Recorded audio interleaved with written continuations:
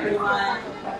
Thank you so much for coming out this afternoon. On behalf of Grassroots Community Foundation, I'd like to welcome you to our Politics Lunch and Learn How Can Black Girls Lead? My name is Ali Scott. I am a member of the Grassroots Community Foundation team, and this is Super Camp. This is our first Lunch and Learn for our camp session this year. Today we have, I'm going to introduce our moderator, Alexandra Hill. And Alexandra Hill began her work with WBGO in June 2012 in the news department. She's a graduate of the Newark journalism program. She was also a student of WBGO News Director Doug Doyle. Alexandra has since become one of the lead general assignment reporters for the news department. Since working for WBGO, Alexandra has covered politics in and around Newark, including the 2014 mayoral campaign of Mayor Baraka, as well as the Senate campaign for former Newark Mayor and now U.S. Senator Cory Booker. Alexandra also covers a host of human interest stories in the city of Newark. She was a recipient of the First Place Award in the radio category of the 2014 New York Association of Black Journalists Award for her piece entitled Sheltering Newark's Homeless, as well as recognition by the New Jersey chapter of the Society of Professional Journalists for her ongoing coverage of the Newark Public School District. Alexandra writes, edits, and produces content for on-air news broadcasts and weekly programming at WBGO, and produced the award-winning live call-in show on WBGO Newark Today. Prior to her time at WBGO, Alexandra lived in Los Angeles, California for 5 years, where she worked in public relations in the field of entertainment. Alexandra was born in Fredericton, New Brunswick, Canada. Alexandra's family spent time traveling the world during her early childhood years. She lived in Lagos, Nigeria, Africa, before settling in Newark, New Jersey. Alexandra is a true friend to Grassroots Community Foundation. When we call, she comes. We appreciate her and love her. So thank you, Alexandra, for joining us today. Thank you. Good afternoon, ladies and gentlemen. Good afternoon. So I'm so happy to be here. I'm going to do a brief introduction of our 3 esteemed panelists. I'm going to try to keep it as brief as possible because all of these 3 ladies have extensive resumes and just amazing careers. So I'm going to start at the end here with Miss Jeannine. I'm going to go after her. Oh. Girl, we're going in order. Okay, so Jeannine Larue has gained over a 40-year period an extensive career in governmental policy, and political positions throughout the state. She joined KZG in 2011 after retiring from Rutgers University, my alma mater, where she served as not only on the university president's cabinet, but she also served as vice president of public affairs. And prior to joining the university's administration, Jeannine served as deputy chief of staff for former New Jersey Governor John Corzine. She remained at that post for several years, and from then has moved on to serving as Senior Vice President of Governmental Affairs for St. Barnabas Healthcare System. Jeannine was also appointed by Governor James Florio to the Casino Control Commission and served for 5 years on that body and oversees to regulate all casino operations throughout the entire state of New Jersey. And if you understand what that means and how extensive that is, that's quite impressive. Jeannine is also a former English teacher. She's also a former adjunct college professor, administrator, trustee for the Camden County College and Essex County College. She served 12 years in elected office, and the list just goes on and on and on. Jeannine has also been a champion of issues affecting women and children wherever she goes, specifically statewide, and convened the first ever women's summit, statewide women's summit here in New Jersey in 1992. 1992. What year were you guys born in? Anyone here remember that? Wow. So, Jeannine, just say hello to the ladies here. I'm sure they're waiting to hear from such an esteemed Good panelist. morning or good afternoon. I'm going to wait until all the panelists actually get a chance to talk. But let me just say this to you, and I have a lot to say to you as we move forward with the program today. But the one thing that I want you to remember, all that you have heard already that I have done in life, all that you will hear about the other two panelists, the most important thing you need to know is that that's not who we are. It's only what we have done in life. It's not who we are. And what I'm excited about talking to you all as we move through this program between now and 2:30 is to talk about who we are, how we got to where we are, and who you are, and how you can get to where you will be. So, hello, I love you guys. I'm excited to be here. I have my little dog there. Most of you have met him because we had the time messed up and he couldn't go to doggy day camp. And hopefully he'll be quiet. So thank you. Thank you so much, Jeannine. A round of applause for Ms. Jeannine Larue. Now, moving on to Ty Cooper. Hello, Ty. Ty. My baby girl. Yes, Ty Cooper is among her many accomplishments. She's also my friend, so congratulations. Okay, Ty Cooper has more than a decade's experience in senior positions in federal, state, and municipal government. She currently serves as Chief Policy Advisor to the Mayor of Newark, the esteemed Raz Baraka. Prior to that, she was a senior aide to U.S. Senator, Chief of Staff to, spokesperson and senior policy advisor. Hold on now. Let me catch up. Senior aide to former U.S. Senator, and now she serves currently, as we just said, as Chief Policy Advisor for Mayor Raz Baraka. Ty has earned her bachelor's degree in urban studies and African studies at Rutgers University, and also has a master's in urban planning from New York University. Now that is an accomplishment beyond, yes, kudos to you. She's been hailed as a trailblazer, visionary, and woman of power. She is a founding steering committee member for the Ready to Run Center for American Women in Politics, a member of the Women's Political Caucus of New Jersey, the Newark NAACP, the New Leadership Council, and also NYU and Rutgers Alumni Association. And Ms. Cooper was also just recently, last week or the week before, she was honored as one of the top 40 under 40 movers and shakers in the country. So Ty, say hello to the girls. They're looking like 40 under 40, that's still old. So first of all, I'm so delighted to be here. I look out here and I see so much promise and potential and just amazing opportunities with you young people. And I'm excited to be here, so I hope you come with some really good, insightful questions. I will be truthful as I can.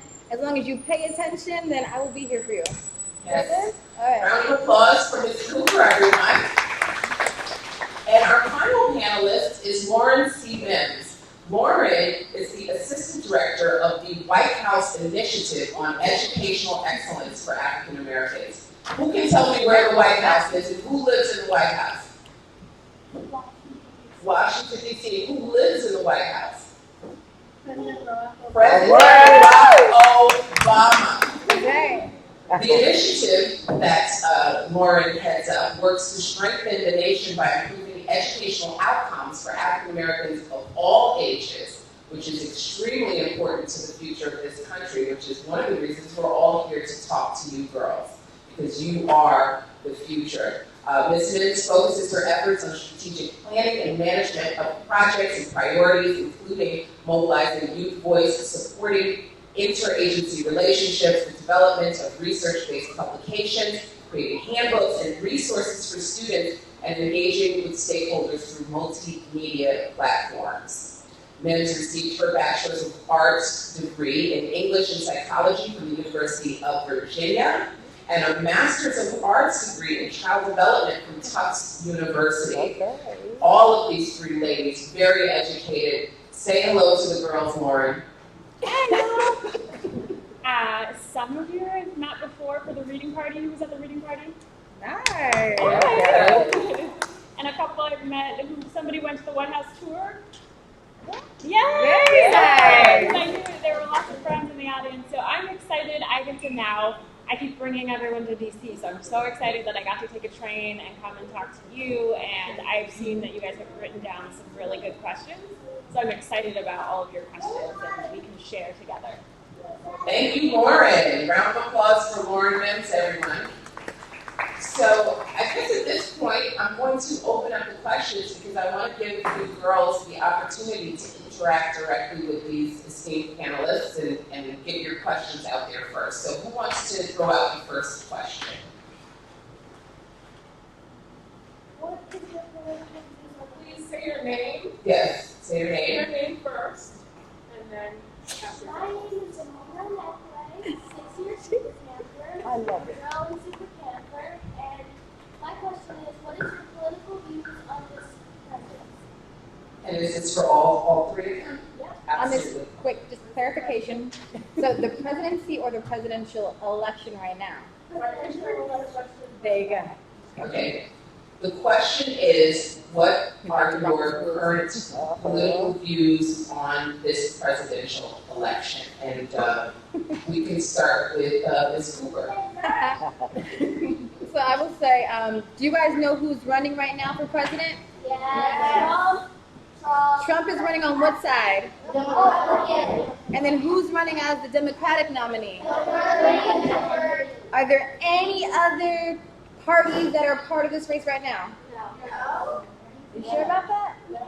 Yeah. Just checking. So I'm really glad that you guys know who's running for president right now. They're going to dramatically change the landscape for this country. There's a lot happening in the United States right now, a lot with police brutality, Fred, if you guys have been watching, a lot of black on black crime, a lot with jobs, a lot with international trade. So whoever is going to hold that seat has to be really, really, really prepared. Now, have you guys watched The Apprentice or, do you know what that show is, Donald Trump? Yeah. So he's got this TV show where he basically tells people that they're fired or hired. That's his qualifications thus far, and also having several marriages and bankruptcies. And so for me, I look at this from a standpoint of America is the most powerful country in the world. And you want a leader that's going to advocate for us, fight for us, and also make sure that everybody is on an even playing field. And so for me, when I look at an individual like Trump, who incites so many race riots and so many tensions and so much anger, it's very hard for me as a black woman to look at him and the rhetoric or the things that he's saying to incite this type of anger amongst different people and think he'd be a good president. As president, you have to look at things that like what Obama has done, which is to unify the country. We have the strongest economy now than we've ever had. And so the next president we have has to have qualifications like that. So when I look at Hillary Clinton, who is going to be the first woman to actually be the Democratic nominee, it excites me. It excites me not because she's a woman, because that's not your qualification. It excites me because of her track record of success, and it excites me because I know that she'll be prepared for the job. So for me, I was very much caught in between Bernie Sanders and Hillary Clinton. My political ideology, which means my views, were more so aligned with Bernie Sanders initially, but you have to do what's best for the country. And what's best for the country, from my perspective only, is Hillary Clinton. I think she's going to be a strong president. I think she'll carry on the legacy of the current president, who is the best president we've ever had, Barack Obama. And so that's what I'm looking for, somebody that can unite the country, that can serve on an international stage, and really make sure she's advocating for every American. So that's where I stand. Excellent. Jeannine? Yes, first of all, and I do this for a reason, not to embarrass anyone, but just that I want all of you as young women who may one day get involved in politics to take note of a few things that we do, so that it becomes a guide for your behavior if you step out there in politics. So my first question is going to be, Is there any press in the room? I love you. I knew you were, but I had to ask the question. Now, the reason I asked the question is because we are all public figures, and I'm a former reporter myself.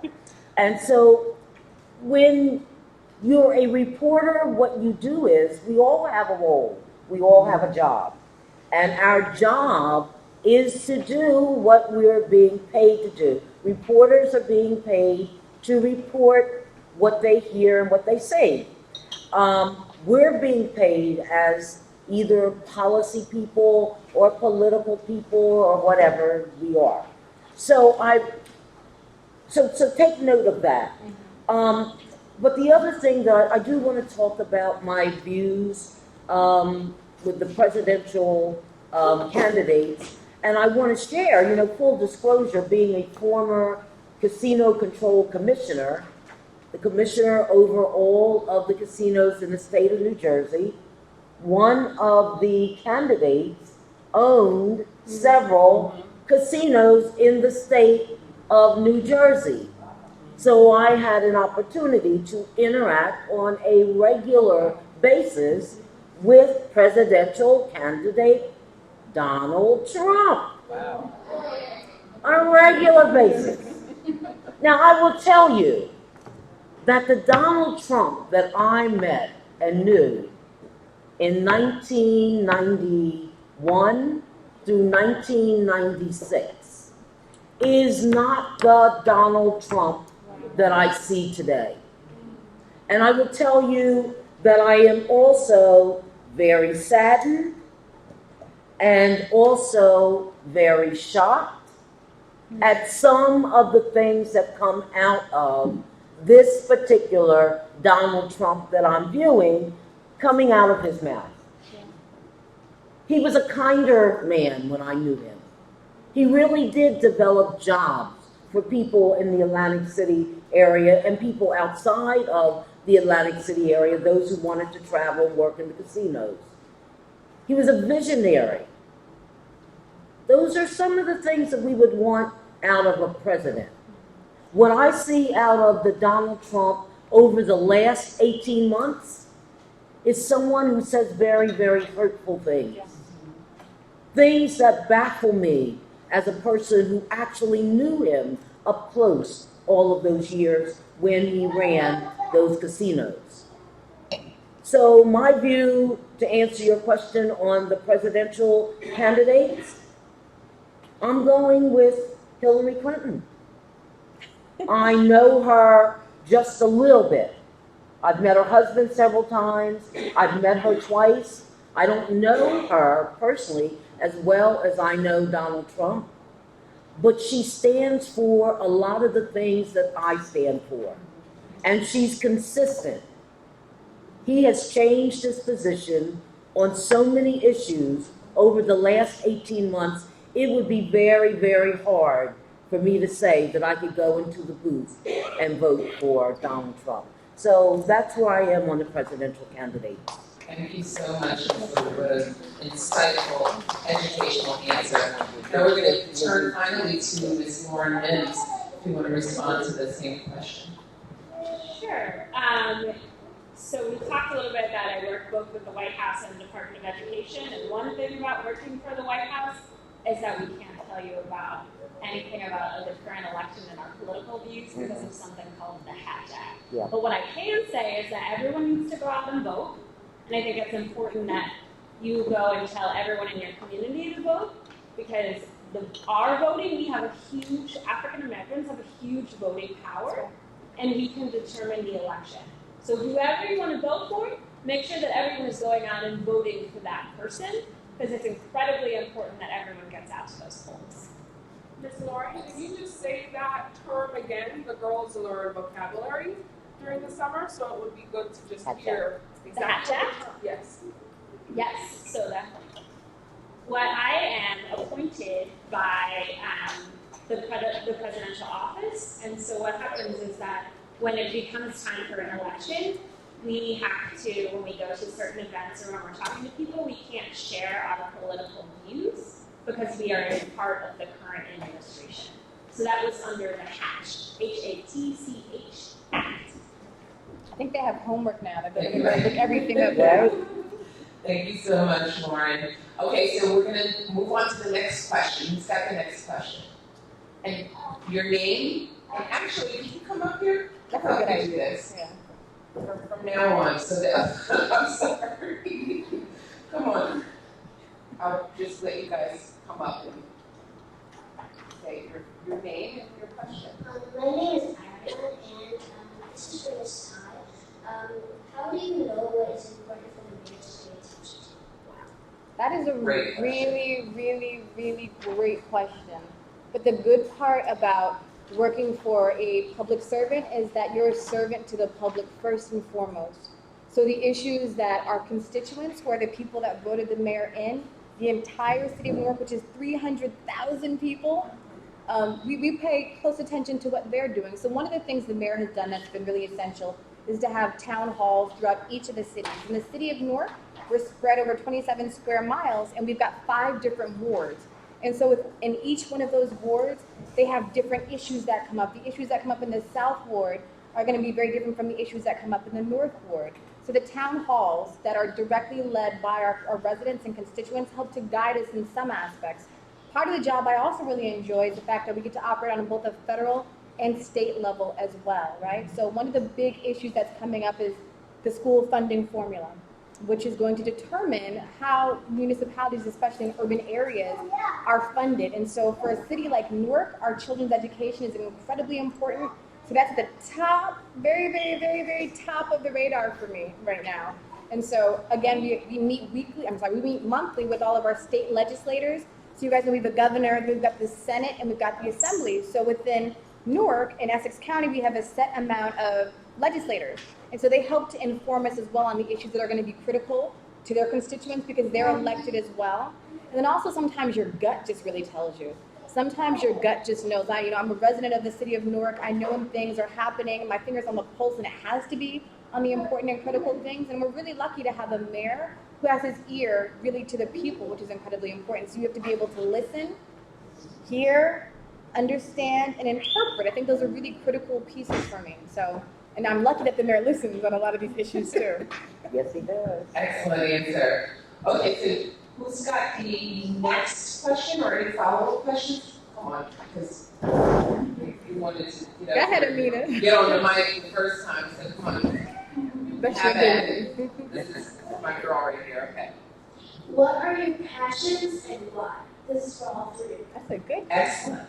Laura, you want to say? I love that question. I have a question for you. So what is a passion? So if we're doing terminology, can you tell me what a passion is?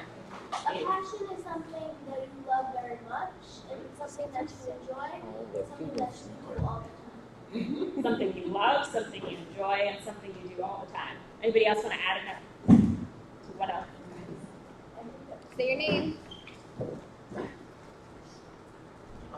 No, say it. That was good.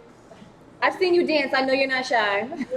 And there are no wrong answers. None. There you go.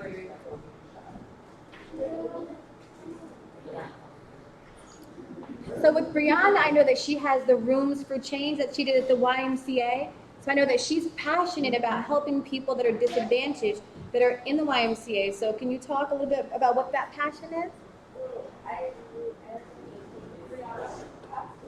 Yeah, come on up. Stay seated, and then she'll come sit Okay. right next to you. Come on, Brianna. So I like to paint and I also like to draw, and so I decided to paint with the YMCA because I like painting, and it's a fun way of helping by using what I like. Excellent. That's awesome. Thank you so much.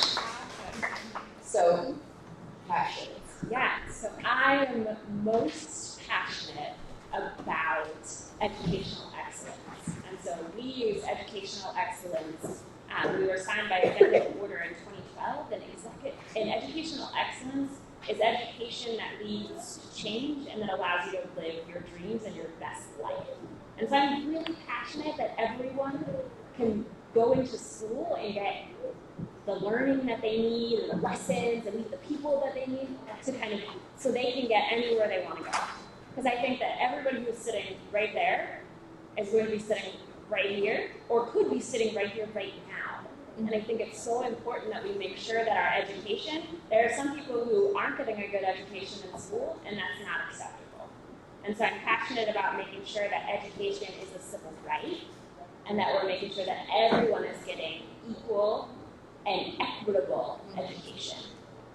I'm giving you lots of vocabulary. I know. So, what are 2 words again? Educational excellence, and then I said equal and equitable. You want to do passion?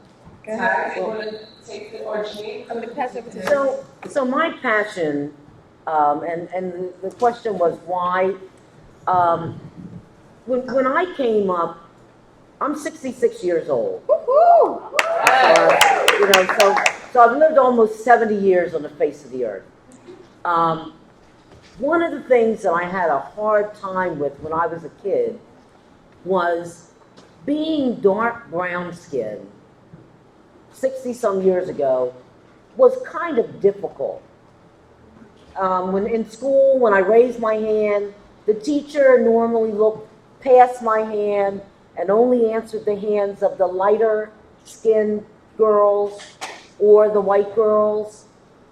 So one of the things that I was determined by the time I got 15 or 16, I wanted to help young girls. I didn't care whether they were black.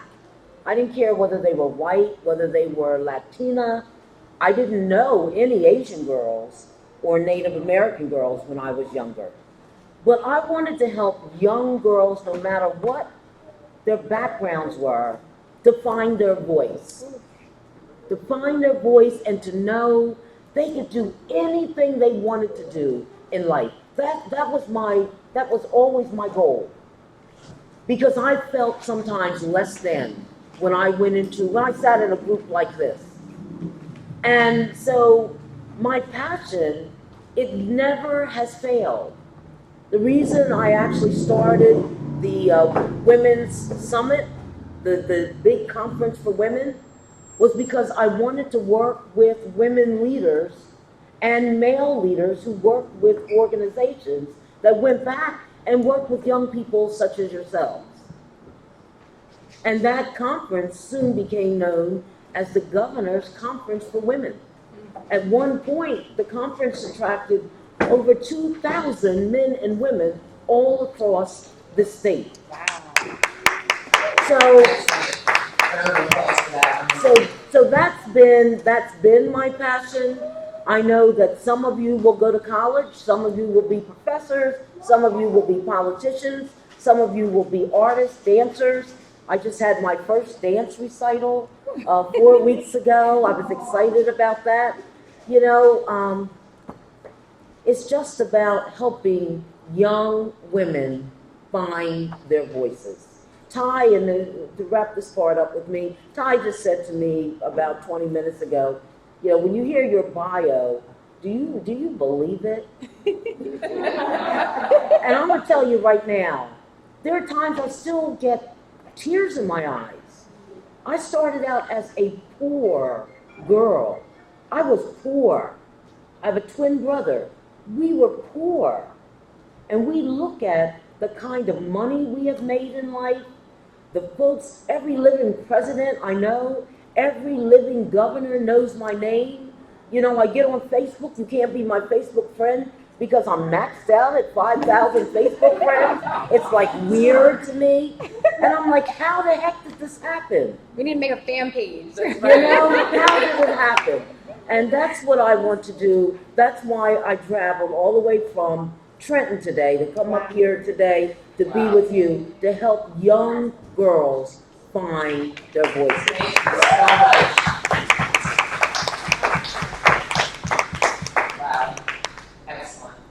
Okay, so who's got the next? Ty. Hand in the back. Oh, Passion. Ty. You Passion. can answer the question, Ty. So it's always so hard to follow everything. No, but my passion is quite simple. I am passionate about my city. I'm passionate about Newark.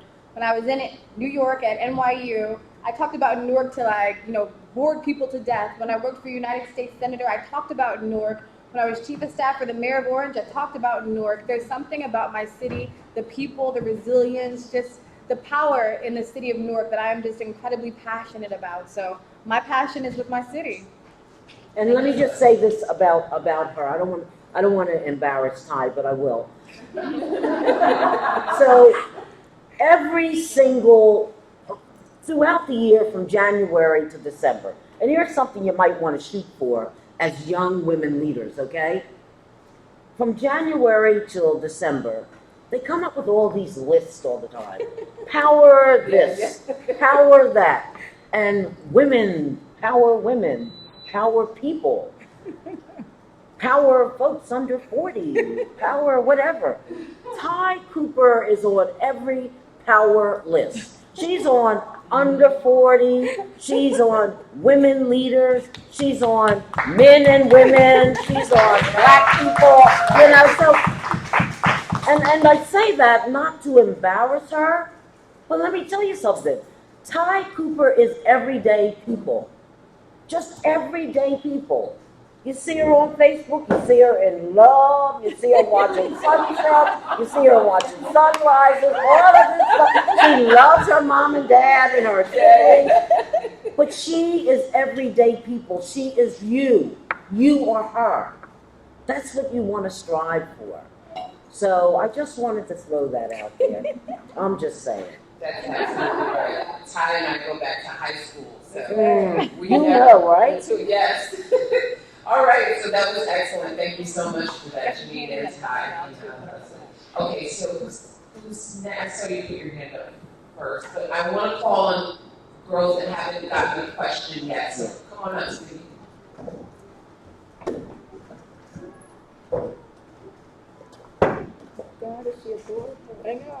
Your name and your question. My name is Brielle, and my question is for all of you. What did you want to be when you were younger, and why? Excellent. So who wants to take the first I'm gonna do it quickly. Okay. Mine is real quick. Brielle, I wanted to be a concert pianist. Wow. I started, and I said, we were poor. And it took a lot for my parents to put their little pennies together and rent a piano so that I could start piano lessons at 6 years old. And I saw myself going to Juilliard in New York. I just saw myself on the big stage with a baby grand. I played for lots and lots of choirs. I had 12 recitals. It was just such a thrill to get all dressed up with the patent leather shoes and come up and curtsy and sit and play, and people just applauded. And then I was raped. 17 years old, friend of the family. And I felt my life was over.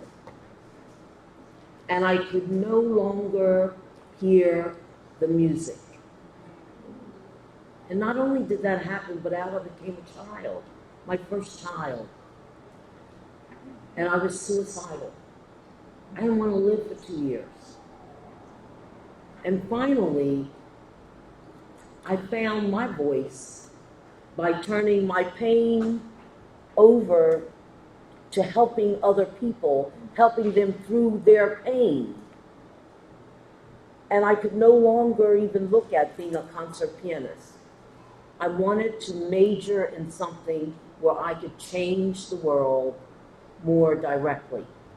So when people say to me, what made you go after all of the stuff that you went after, all of the achievements? Even at 66 years old, 47 years later, I still compete with that day that something very, very valuable was taken from me that I could never, ever get back. And I will continue to compete against that day. So I never became a concert pianist. I still play the piano. All of the dreams that I had when I was your age, those dreams went out the window. But I think what I did become was more healing for me, and it turned out okay. It turned out okay. Wow. Thank you so much for sharing that, Ms. Larue. I'll say this. I think on that note, I don't think there's going to be an answer Yeah. that's justifiable after that. I think the fact that when you see somebody that has the strength and the love of a Jeannine Larue, and when you get home, I really want you to Google her. I want you to Google her, how many people she's helped, how much she's done. And when you hear something like that, and I've known her for years, I didn't even know. I just know her and I know love. That's what I know of her is love. Have a tissue? That to me is the most amazing, powerful thing. So you became everything that God intended you to become. Yeah. His plan for you is here. And I would just say that for those of you, so Jeannine has a ton of babies, a ton of us. There's women throughout the state that Jeannine has nurtured, she has loved. Everybody calls me Mama Larue, yes, right? we have clung onto her. And so with everything, you created a different type of music and orchestra. And I want you to recognize that, like the way you love people, that's something that's just as beautiful. And so you've lived out your dreams far beyond any other expectation. And thank you for feeling so honest and open to share with us. That's amazing. Thank you. Thank And you. we are blessed to have you here today. Thank you so much. Well, and let me say this to you. I share that in rooms such as this, literally all around the country. And the reason I share it is because there has not been one room of young girls or grown women or elderly women such as myself. There has not been one room that I have shared that story with where there isn't at least 1, 2, or 3 young girls sitting under the sound of my voice who's going through something very similar. That's right. That's right. So I simply want to throw out in the universe, I don't know who you are, but I do know in a room of this many young girls, at least 2 or 3 are going through something very serious.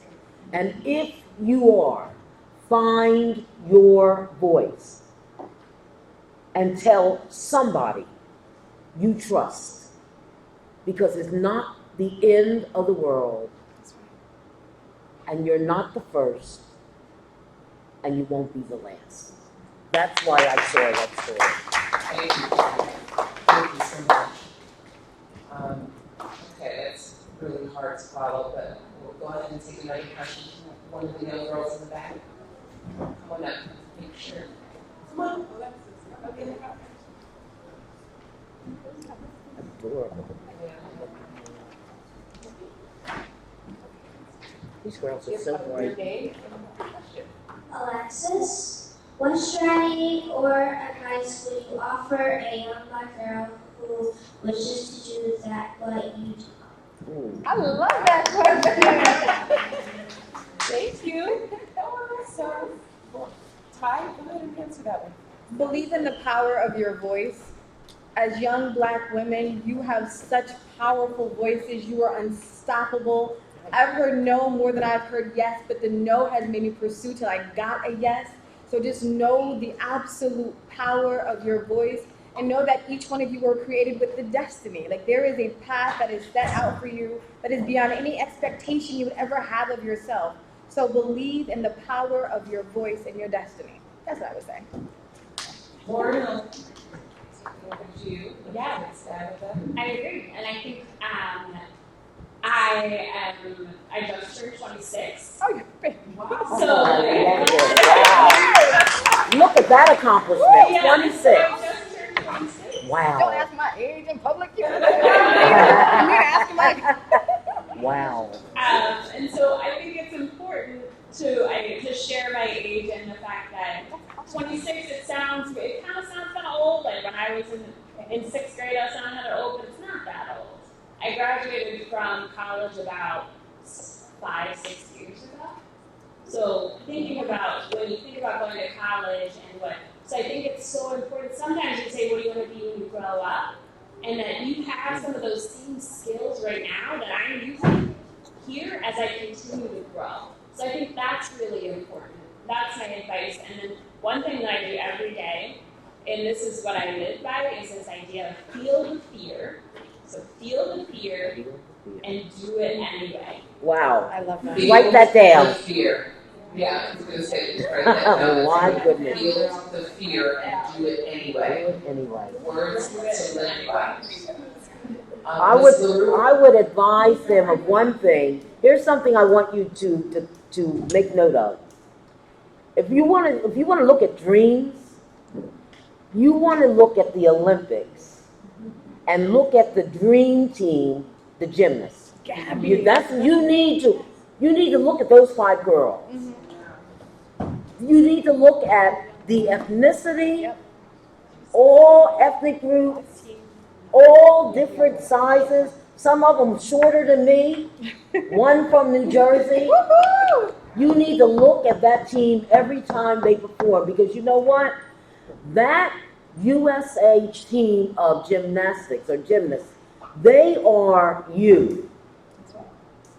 They are you. And I think that if you try to watch them every time they perform and root for them, something is going to transform within yourself about dreams. I really do believe that. Because they're going to carry the day. You know, they have a Latina, they have an African American. Two African Americans. It's one of the most diverse U.S. It gymnast is. teams in the history of U.S. gymnastics. And so that's awesome. It's amazing. Yeah. Thank you so much for that, all 3 of you. Okay, come on up. Come on up, she's been waiting. I feel like I want to do everything. Okay, name for your question. My name is Anna, and this is Frisby. When the president leaves office, would you leave also? Yeah. That's a great question. So yes, when the president leaves office, I will leave. But I'm also getting my PhD. Oh my gosh.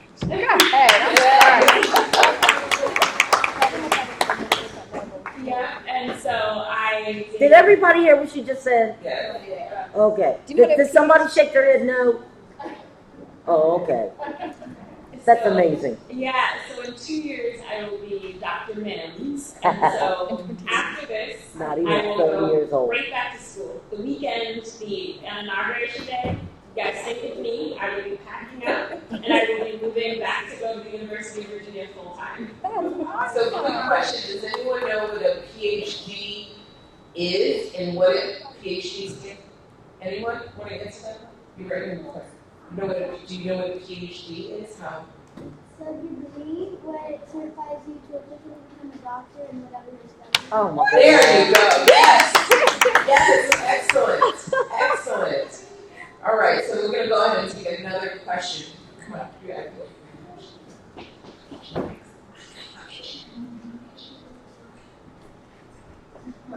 My name is Layla, and this is for all. Did you guys run for student council? Obviously. Sorry. So can I start? Yeah. So I have to tell you, from middle school, high school, undergrad, and graduate school, I was always part of student government. To me, that was the best way to connect directly with the leadership of every academic institution I was part of. It was a great way to communicate, to find my voice, but there's nothing stronger than being a student leader. Because guess what? Whether you're in elementary, middle, high school, college, you're the ones that are directing the administration on how to govern the schools you're in. So that is the single best thing you could do. I am the biggest fan of student government. I have my pictures from middle school on up when I was in student government, and it really did help to create such a strong and solid foundation for what I wanted to do. So even if I wasn't in government, whether I'd gone into any of the other fields I thought, I still would have remained in student government because it was the best thing I did at each one of those stages in my career. Lauren? I actually, how many people would consider themselves to be an introvert or an extrovert? So there's two different, so there's an introvert and an extrovert. Word alert. The word alert. Right. Word alert. Word alert. I feel like I'm giving Introvert and extrovert. So who feels like they are really like the loudest person? Who feel like they're very loud? They like to talk to other people. Let's see. I mean, if Right. Who's raises their hand first? Right. And who feels like they kind of might be a little bit quieter? They prefer to kind of listen, and then they might, raise their hand, but they sometimes like to write things down. Okay. So those people who immediately raise their hand first, you probably are an extrovert. Those who are kind of thinking, like, I don't really want to stand in the front, are people who I consider introverts. So I actually would say I am an introvert. People always say, you're an introvert. How can you be a leader and an introvert? There's a lot of power in being quiet and listening. Yep. And I actually sharpened my skills by doing speech and debate. I was debate captain for all 4 years of high school. So then I learned how to speak in public settings in ways that maybe some people feel really comfortable doing, but I was a little bit nervous. And so I would do speech and debate and all of those competitions. And so I ended up doing that. And then my senior year, I ran for president. But I got second place because there was this guy who was really great, and he was and so, and he looked kind of like, like kind of cool looking. He had this really cool platform, and so my last name is Mims, and so this song is, you probably haven't heard it, but it's like, This Is Why I'm Hot was a song that was out. Has anybody heard that? Yeah. And so I ran on the party platform, like, this is why school's hot. And so I got second place, and the other guy who won, his name was Adrian, and he just stood in front of the posters like this. And then he got a modeling contract, and so, I tried for student government. But the experience was great, and I really encourage people to think about leading in different places. So leading at your church, leading and whatever you feel really comfortable, and then kind of thinking about where those spots are that you need to grow. And I knew I wanted to grow in my communication, and so I did speech and debate, which is really awesome. Everyone should do it. That's an excellent answer. Ms. Larue, did you want to ask them? Yeah, you're not going to believe this, but I started out as a very, very shy person. I was an introvert, and I spoke publicly through my fingers, through playing the piano. The piano keys were my voice. What I did, though, was in church, I would always, when I got the piece, because I was a great reader, in church, I would get the longest poem to read for Easter. And so that helped me get in front of folks. Standing at the podium, I would make myself someone else. I acted like I would pretend that I was an actress, that I wasn't Jeannine, I was someone else. So I did run in high school. I ran for student government. I served on student government all 4 years. It also gave me the courage to try out for the school play. And I got a nice part. I played the school play. And so one of the things that I wanted to do was helping others. I wanted to teach at a college level and help other people who were shy like I was, help them find their voices and learn how to do public speaking. And so I did that for about 5 years, and it was kind of fun watching folks who were very, very shy at the end of the semester go in front of a class and deliver an amazing speech. So I respect the fact that you said, learning how to speak publicly. It's an amazing thing. If you haven't done it, join a debate team or something. That'll help you get in front of a group and pretend you're someone else. That's a really important skill. Okay, who's got the next question? I promised the young lady in the back of the green shirt. Come on up, sweetie. Great, yeah. She's great. These girls are so beautiful. They're all gorgeous, yeah. And smart. Hi. Your name? Hi, my name is Zora, and my question is, did you dream to have the job you have now when you were kids? That's an excellent question. Thank you. That's an excellent question. What did we dream of as kids? Who wants to take a stab at it first? Lauren? Sure. When I was little, I wanted to be, and this is really silly, I wanted to be a teacher during the day and a doctor at night. All right. Now the question is, when was I going to sleep? And the answer was, I didn't need sleep. That was what I wanted to be, a teacher during the day and a doctor at night. I had it all planned out for a long time. And so it is kind of funny to me that once I get my PhD, I'll get the title doctor. Right?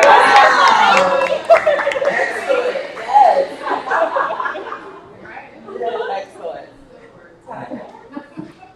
I don't know. No. When I was younger, I always thought I was going to be a chef. The only problem with that is that I'm the worst cooker in the entire world. And so I had to change my strategies. I really like eating food, and I was very creative, and I would throw everything into a pot, and I would mix it up, and I was really good with plating. So I'd serve it up really amazing, and it'd be the worst thing you ever had. But it allowed me to be really creative, and my parents never stopped me from doing it. So, I mean, yeah, so it wasn't what I thought when I was a kid, but I wouldn't change any direction or path that I had. You know, it's amazing what the world looked like when I was your age. And even with these two young women who are of different generations. Sorry, Ty. It's okay. I'm not much You're well beyond 26. So I am gonna say fully. So the reason I throw that out to you is I didn't know that the jobs that I have done over the last 40 years, I didn't even know that they existed. And in fact, many of them didn't exist. And now when I see we can pick up a cell phone and take a photograph, you guys don't even remember a world without a cell phone. Right. It doesn't exist in your mind. So it's going to be fascinating to see what types of jobs exist when you become 26 even. There may be a job where you would sit in another building and actually push the button to get the person in the air without being in a plane. Yeah. Just like a drone, to just move and get to South Orange Avenue and come through the window and sit here. You know, you never can tell how that will work. FaceTime. What happened a few days ago when that gentleman was killed by the police? You know, live streaming Facebook. This woman sat in her car, and those of us on Facebook could watch her real time, telling what was happening. So, no, I never dreamed of doing what I'm doing today, but it's going to be amazing to see what exists in jobs when you guys get there. Thank you so much, Ms. Larue, for that. Okay, we have time for how many more? A couple more questions, maybe? Yeah. Okay. Come on, sweetie. In the nomination next, I promise. In the back. Come on up. You were just so eager. Your hand just flew in the air.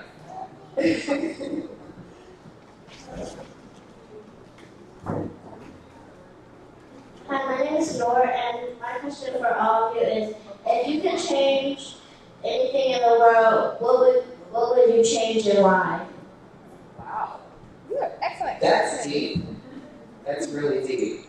I'll give you guys moments to ponder. That's deep. The one thing that I would change, and I'm seeing the discussion going on now, I would change race relations. I would, if I could take a wand and make anything go away in this country, particularly in our country, more so than other countries because we are so diverse here, I would want to take a wand and make racism non-existent. So we would never, ever have to get up in the morning and ever worry about if something happened to us because we're black. Yeah.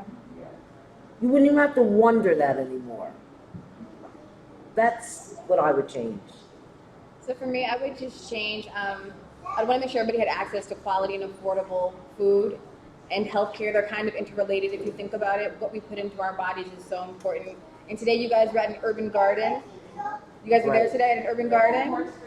Was it so cool? But think about it. You guys were able to go and pick fresh fruit, vegetables, and most people around the world don't have access to that. So for people to have access to quality and affordable food is incredibly important. It also dictates your health as well. When you eat healthier, what you put in your body, the better you are. So for me, it's just quality, affordable food. More? That's healthcare.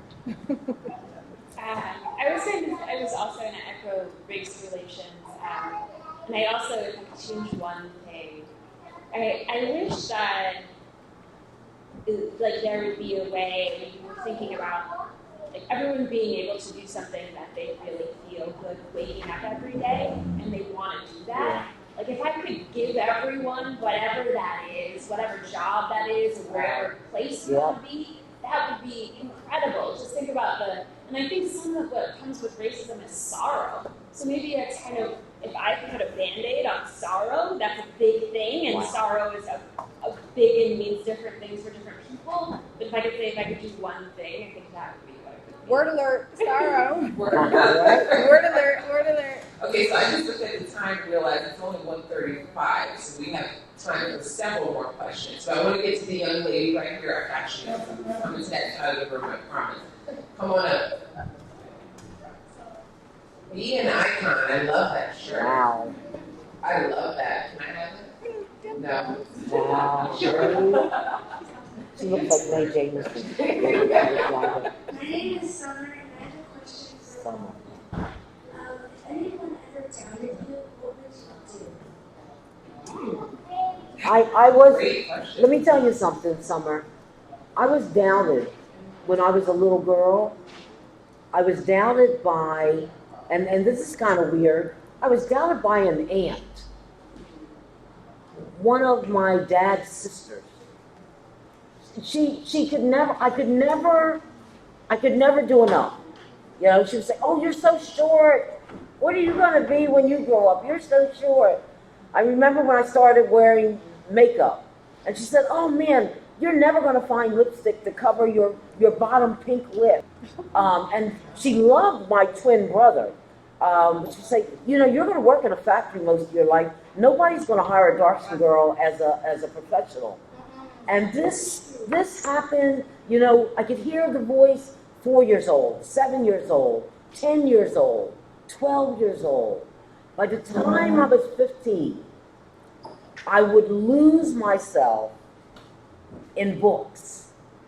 I would travel all over the world by reading. I would have these imaginary friends. And pretty soon, I drowned her out. I never heard her voices anymore. And so I connected with a better group of people, many of them imaginary. And I wanted to be able to just show her. And before she died, she used to call me all the time. I need your advice. I know if anybody knows this, you know it. And there was still always a little dig, you know? So that's how I dealt with it. And it's horrible when it comes from somebody who's your family member, who you want to look up to. Lauren, you want to type? I'll go to Lauren first. Yeah. Sure. Raise your hand if you have or have had people you would consider haters. And everybody knows this term, right? Everybody knows what a hater is. Okay. Who still on this panel? I bet we all probably have someone who we consider to be a hater. Through your life, you are going to have people who we consider haters, and then they can come in and disrupt you from your path. But you have to know that a lot of people, there's this theory in psychology. I promise I'm not going to get really geeky, but they say anger is not anger is not anger. And that when people are haters and are angry, usually it's that there's something going on inside of them, and it has nothing to do with you. So I always shrug off the haters. There are a lot of people all the time who say, you're too young, you don't know what you're doing, you shouldn't be here. And I say, okay, well, the best revenge, everybody know Beyonce, Is your paper. Is your paper. Right, but it is your paper, and it's thinking about money, but it's also your work. Your work is your revenge. My work is my revenge, and I show them that this is, you didn't believe me, but here I am, and this is what I'm doing, and this is the way in which I'm following my path. Excellent answer. I will say amen to that. Right. Now, take a step back. I want Ty to answer this question as well before we go to the next So one. Alex knows this. So a lot of the doubt that I had was very public. So when I was chief of staff for the mayor of Orange, I was the first woman to serve in that. That time I was in my 20s, so I was too young for that. They didn't think I was smart enough for that. They thought I was just there because of my looks. Like, it was such a negative experience. Imagine going to a council meeting and everyone there pointing and talking about you, but putting it on record. Yeah. That's what I very publicly went through back in 2008. And I will say the best way to overcome stuff like that for me was in prayer. And again, was to make sure that I was always on point. You would never catch me without a fact, without a detail. I had to know more than all the guys in the room, more than all the women in the room. I had to know more than everybody else. And so that for me helped prepare me for the next stage and space in life. And for me, what it did was also say, I need another degree. I know I'm incredibly smart. I knew I graduated undergrad, had 2 degrees. But for me, in politics, as a Black woman, I want to have this extra degree. So no matter what else anybody else says about me, I know I have this degree that at the end of the day, I could fall back on anytime I want. Not just that, it built up fortitude. And in politics, they say you have to have thick skin. Word alert. 42. Oh, 42, sorry. Look, and you know what? Let me say something. Ty just triggered something, and I want to throw this out to you as young ladies. Now this is going to be a deep piece of advice for you. But this is focusing on you and nobody else. Yep. Sometimes people are too young, too smart, too pretty, they dress too nicely. If you as a young lady or young guy, if there is somebody you see who you think might be prettier than you, whatever that means, or it looks like they may get better grades than you, they're smarter than you, whatever that means, or somebody selects them for something special and you're not selected, you need to turn the mirror on yourself. Yeah. If you're not excited for that individual, and ask the question, So true. why am I mad about that? Why am I mad about that? I get so excited when I see somebody else getting an award. Yeah, Yes. she does. Yes. I drive a Chevy. If somebody drives up to me, next to me, and parks in a brand new Lexus, I'm like, you go, girl. That is sharp. I'm not looking at them like, who do they think they are? So it's true that when people are not happy for someone else's success, a lot of times it's because there's something an individual is feeling less than about within him or herself. Learn to celebrate your sisters and your brothers. Because when you celebrate them, who else are you celebrating? Yes. Yourselves. Okay? I want to take a moment to thank Ms. Larue for her ongoing words of wisdom and advice to us here today. Once again, blessed to have you here. Thank you. Okay. We taking notes on what Yeah, she right. I'm like, where's my pen? I'm going to take your notes later, Todd. Okay, come on up, sweetie. I know you had your hand up for a while. My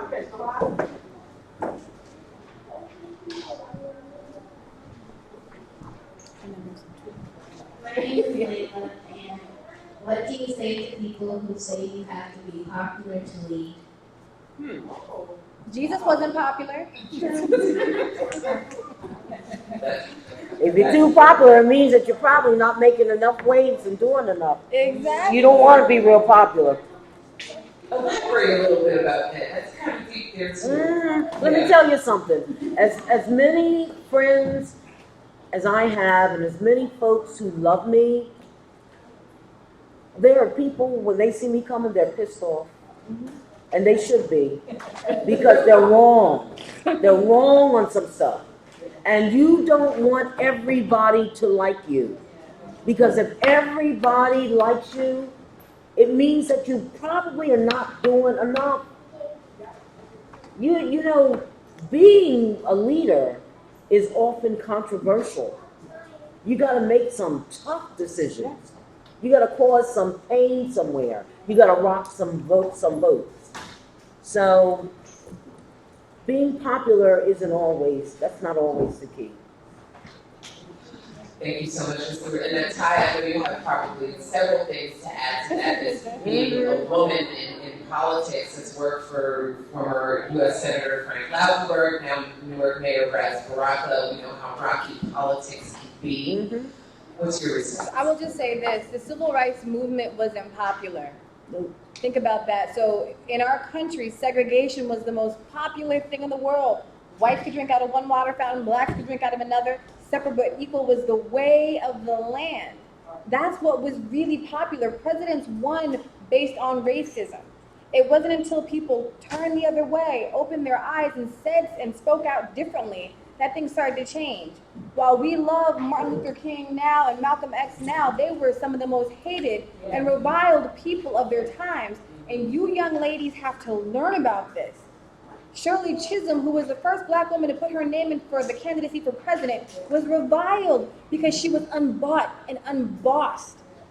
Sometimes you have to go against the grain to get to the end. And so it's not going to always be popular. And like Ms. Larue said, it shouldn't be. Change is difficult. It's painful. Think about everything that current President Obama has gone through. The names that his daughters, his wife, himself, that he himself as president have been called. That's not always popular, but he does what's right for him and for this country. And so again, I say popularity is so simple. That's the simplest way of looking at things. In order to change things, you have to be different and you have to go against the grain. Amen. Lauren, do you have anything to add to that? I also think that it's lonely a lot. Like, I think that that's something that sometimes we don't talk about, but when you are up really late at night trying to figure something out and get that paper done, there's a lot of times I'm in that office late at night and all the lights, that are motion censored, are off except for my office light. But I know deep in my heart that it's something that's really, really, really important to me. But maybe the popular thing was to go out with someone to happy hour that night and meet and mingle and get drinks and hang out. But I chose to be by myself to get the work done. And sometimes that's not the choice that would make me the most popular or the person who's the hottest on the street. But that means that I'm able to get what I really need to do finished in the time that I need to get it done. Thank you so much, Lauren. That makes me the best in the green. Yes, Allie's come on, baby. Come on up the back. Come on, baby. Come on, sweetie. Don't worry, we have more time than we thought, so that's a good thing. You are so adorable. My name is Lena. Who's your My mom? question, when you first started your job, were you scared? Were you scared when you first started? My first job, the first job that I had where I was petrified was when I was a school teacher. Because remember I told you I used to be an introvert. I used to be very, very shy. And even though I had gone through college and had passed all the exams I needed to be a teacher, and I walked into my classroom, and I remember walking around the classroom like this. There was nobody in the room but me. And I was walking around the classroom saying, I'm a real teacher. I'm a real teacher. There are going to be a whole bunch of students in here, and I'm talking out loud and laughing. And so the first day of class, I had done my bulletin board. I had all of the desks lined up in a row. All of the rows were real straight. And I made sure I had all the books, textbooks were lined up on the radiator so that they would be ready. And when I saw when the bell rang and the first group of students started walking through the door, I remember standing in front of my desk and I was standing like this, looking at them, and they were all finding the little seats and I'm looking at them, and then finally I said, Good morning. I'm your teacher for the year. My name is. And they were looking and they were like, oh, she's so cute.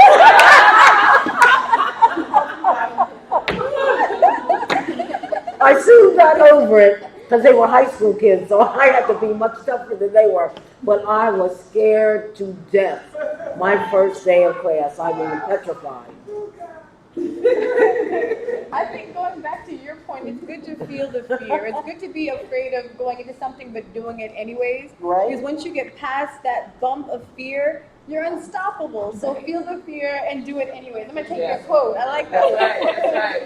That's right. Lauren, did you want to add? Yeah, no, I feel lots of fear. Lots of fear, still do it anyway, but definitely.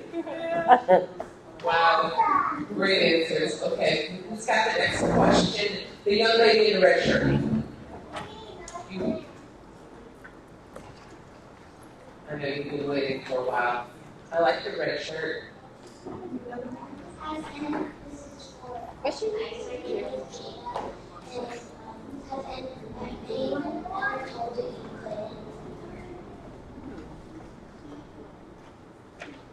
So I think a lot of us have heard no's or said that we can't, but I think in being, how Black girls can lead, one of the things you learn is that there's always a way to get to a yes out of a no, and that sometimes a no can be a positive thing. Mm-hmm. I've heard no more than I've heard yes, like I said before, but for me that makes me stronger, makes me want to fight for that yes even harder if it's the right thing.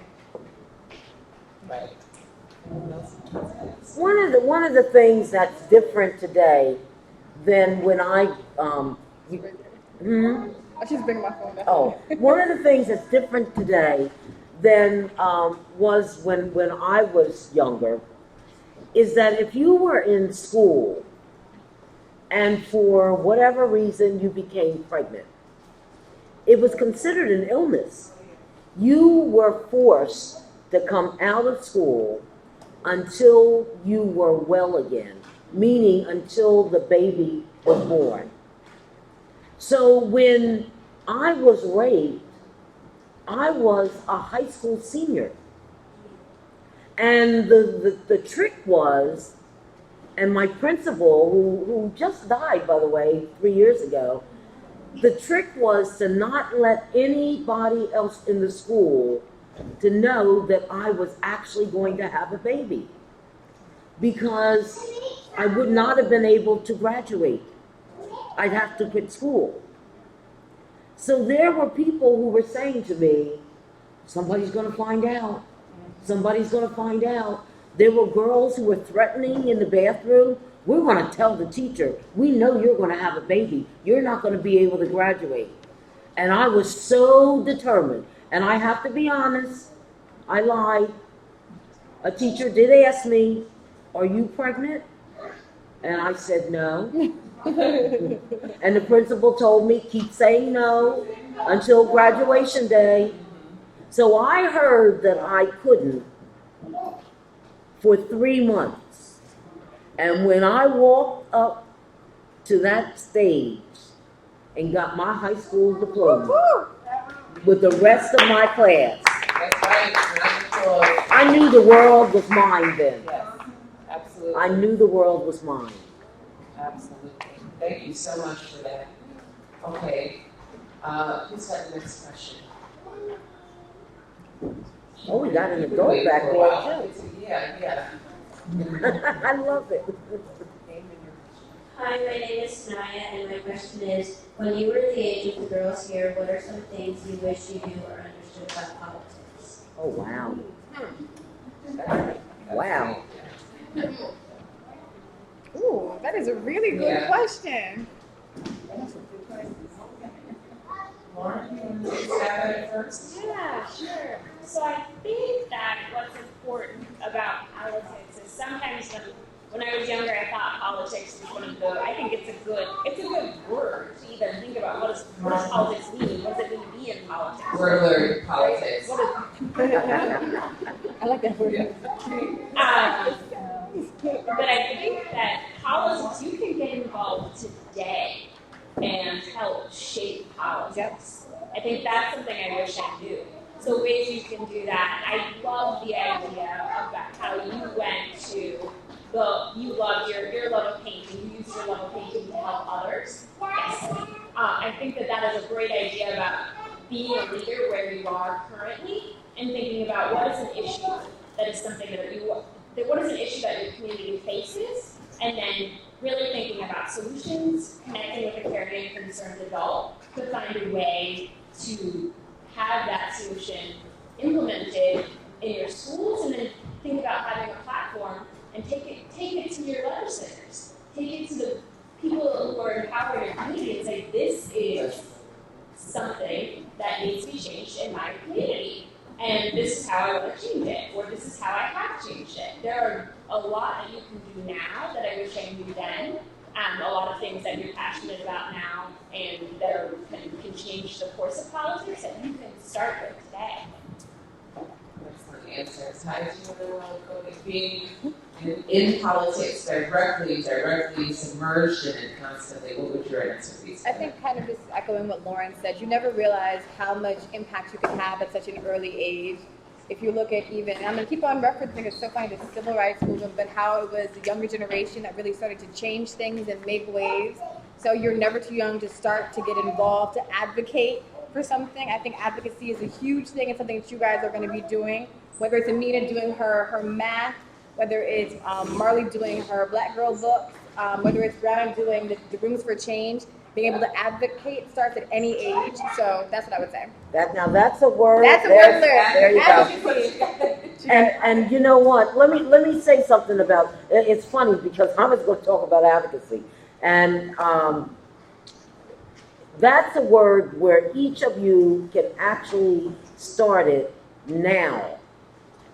Pick something that you believe in. It doesn't have to be in politics itself. Because here's the thing, this water is political. Yeah. The container itself. The container that it's in is political. Sitting in a church and not having to hide. The black girls, the African girls who were snatched out of their beds, and many of them were never brought back home. It's political because they weren't supposed to be educated. Yeah. Because they're young girls. So I would strongly suggest to you to start advocating on issues that you believe in. Start doing it now. The one thing that I regret that I didn't do when I was younger, I didn't know how powerful my voice was. I'm telling you, your voices are much more powerful than mine.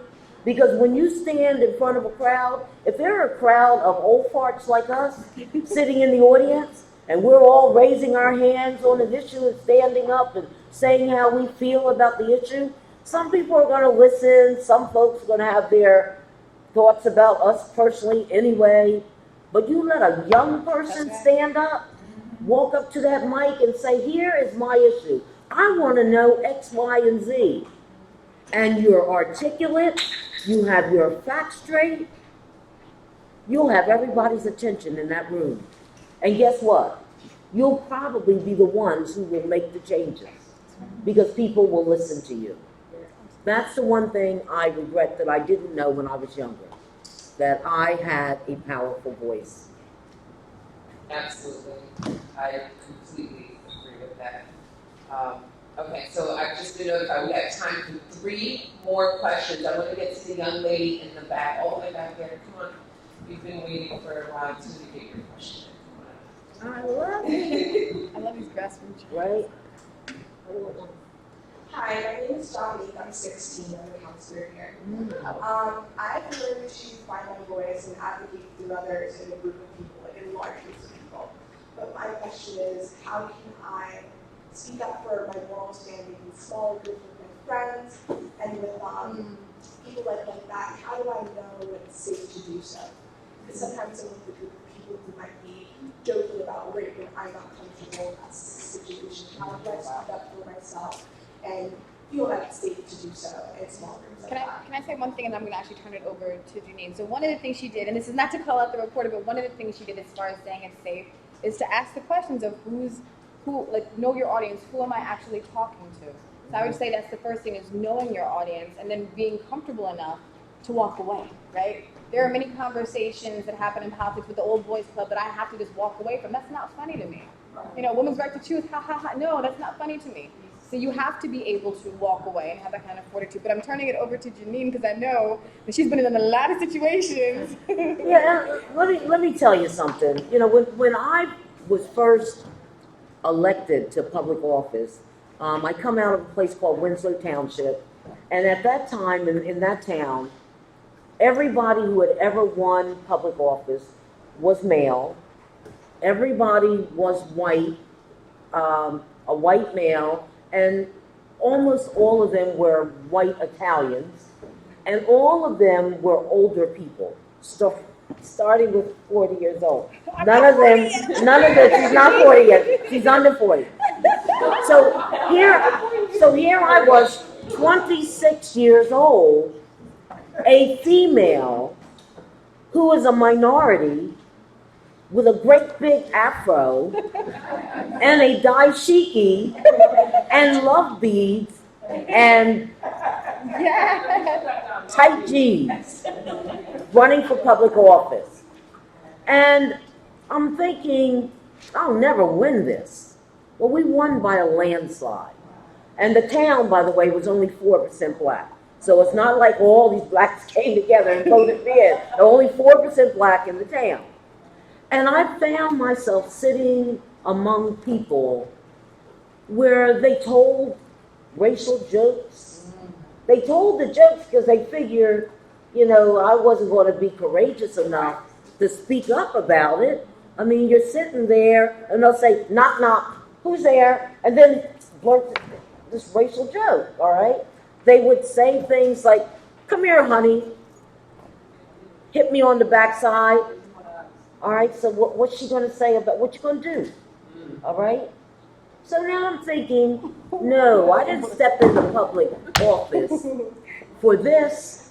This is not the legacy I'm going to leave for other women. This is not the legacy I'm going to leave for other people of color. This is not the legacy I'm going to leave for young people.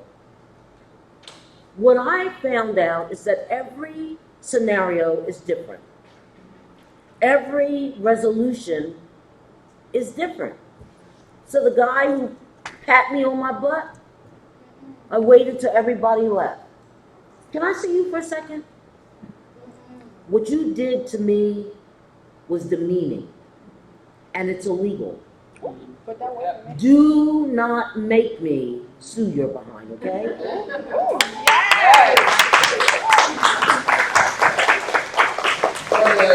That's one of the things I would do. The other thing I would do, a guy would say, and they do this for effect. You're sitting around a boardroom and someone will say, you know what, hon, what do you think about that? And I say, well, sweetie, let me see. Oh, I didn't mean any harm. Oh, me either. I'm sorry, I didn't mean any harm. You got to do it all on a case-by-case basis. And then you got to move on. Let me say something about, and I'm not picking on her. I love her. This reporter here.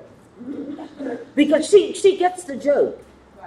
When I said, I want to know if there are any media in the room. Now, I couldn't read her mind, but I'm going to tell you what she's thinking. Is she calling me out? I'm the only white person in the room. The whole time they're talking, I'm writing. She knows that I'm the media. But here's the other part about her. She didn't take it personally. Yeah. She has looked up, she smiled at me about 30 times. She's still writing, she's doing her job. Okay? The thing that you've got to understand in this business, it's not personal. So if you're sitting in a situation where you've got to speak up, don't walk around mad about it the whole time afterwards. I mean, is it something that somebody, you didn't do anything to them, they didn't do anything to you, it's not personal. And I think if you don't take anything else out of here that I have said to you, I want you to remember when you're sitting in a very competitive environment, doing your thing in leadership forums, don't take any of it personally. It's not personal. It really isn't. I think he has a thing. Thank you so much. Yes, I was just getting to I am feeling this. The only gentleman in the room, we have to get to his question. Wow. I love it. My question is. What is your name, brother? Hi. Huh? Kai. Kai. My question is, have you ever said to yourself, I can't do this, or I can't do this? Question. Let's take a step at it first. I'll toss it out to Lauren. Yes, I have said a lot, I can't do this, and I think it took me a lot of time to, every time you hear those, there's this idea that sometimes your brain, sometimes your brain will immediately go on that same path, go down that path, thinking I can't do this isn't for me, and you have to, sometimes when it's really hard, you really feel like you hear that can't loudly in your head, I say I can out loud. I can, and I say I will. And so I think there are many times where I'm in situations where I feel like this is too much, I can't do this, and you get those nerves and that anxiety, and you kind of want to shut down, and you have to just stop that. And it usually means, sometimes it means going into nature, walking outside, and then coming back in and saying, okay, I can do this. Or if I can't, and there are some things that you might not be able to do, but then that means finding someone who cares, who can really support you in that process. I'm getting my degree in psychology, so I think it's important that getting help is not a weakness in any way. And so if you feel like there are times where you need help, then there's no shame in getting help. And so I think that it's important to know between the can'ts. I can't do it because I'm scared, but I can do this, and I can't do this actually because it is really hard for me. I'm struggling, I'm very stressed, I'm burned out, but I know that there is someone who can help me do that, and I think it's important to know those different can'ts. Absolutely. Never be too proud to ask for help. Ty, do you want to that in this room? So, and again, like these are words I have difficulty with just because how I was raised in my family. You cannot say can't. Like you are absolutely forbidden from saying can't in my family. So I was raised in a household where everything was you can, you can do all things through Christ who strengthens you. Like so that's how I was raised, and so for me, it's a different framework for how I look at things. So there are things that I may physically never be able to do. Like I may never be able to dunk a basketball, even though I want to. I may never be able to physically do that. But as far as in knowing what I have the ability to do within my respective field, the word cannot exist in my vocabulary. There you go. I think there have been several situations for me where I felt that I couldn't do something. But I think the biggest thing for me was even the thought of ever seeing my high school classmates again, knowing that when I graduated, most of them knew, even though it was never in the paper, even though no one ever talked to me about it, most of them knew what had happened to me. Most of them knew that when we graduated, there was this baby growing inside of me. And I just felt I can never look at any of these people ever again. And I really left the area. I never wanted to see them again. And so I would watch the 5th year, 5-year class reunion, and then the 10-year class reunion, 15 years, 20 years, and I would always say 1 year, I'm gonna go back. They're gonna see that I didn't stay on welfare all of my life. They're gonna see that I turned out to be somebody. And then I would just say, as I would see the class reunions, no, I can't. I can't face these people. So for the 40th class reunion, I got a phone call where one of my classmates said, you know, half of our class has been following your career for 40 years. And we're wondering if you will agree to be the chairperson for our class reunion for 40 years. And I was like, I don't think I can do this. Even all those years. Like, come on, Jeannine.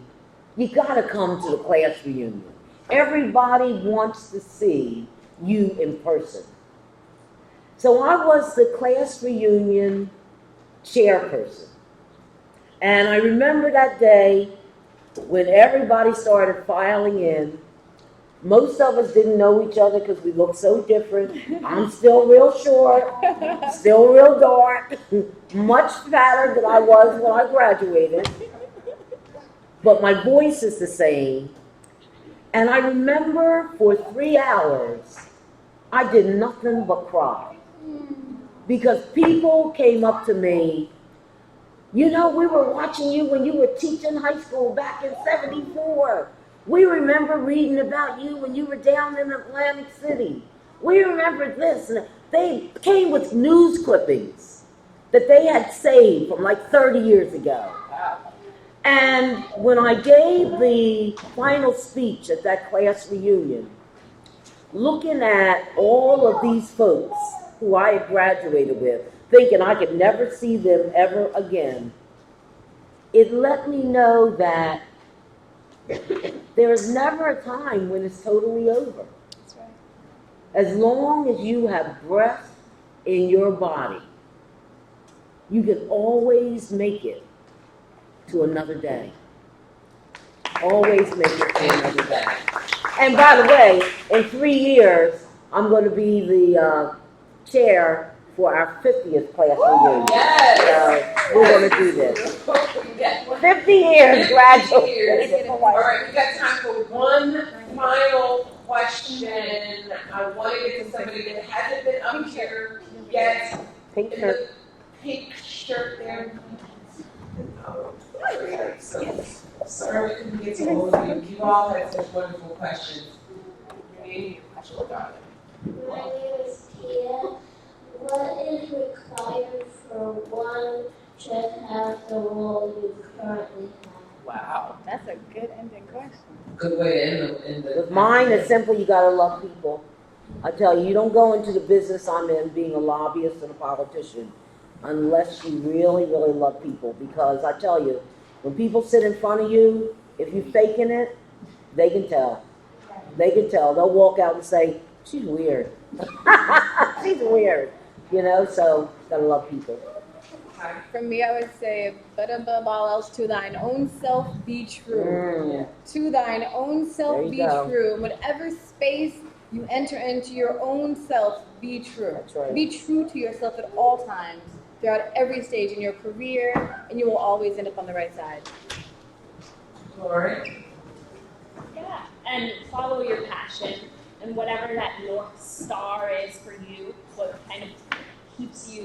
keeps you up at night, really thinking about that, and what wakes you up in the morning, that's what you need for my job.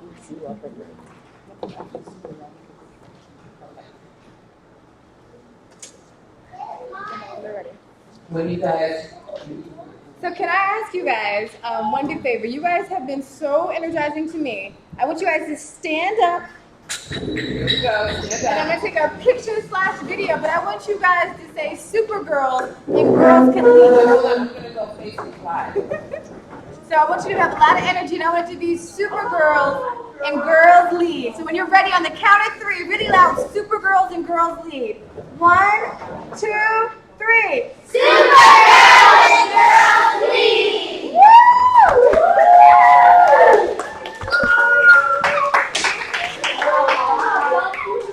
There they are in the flesh. Well, that was a wonderful way to end the afternoon, Ty. Thank you, Madam. I want to thank all of our panelists and all you ladies.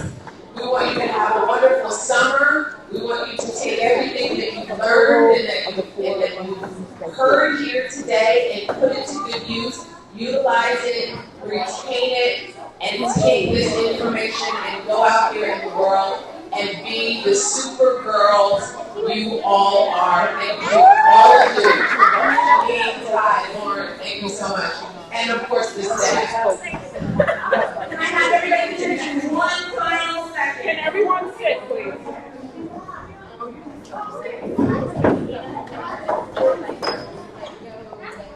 We're gonna have photo opportunity. One thing we ask.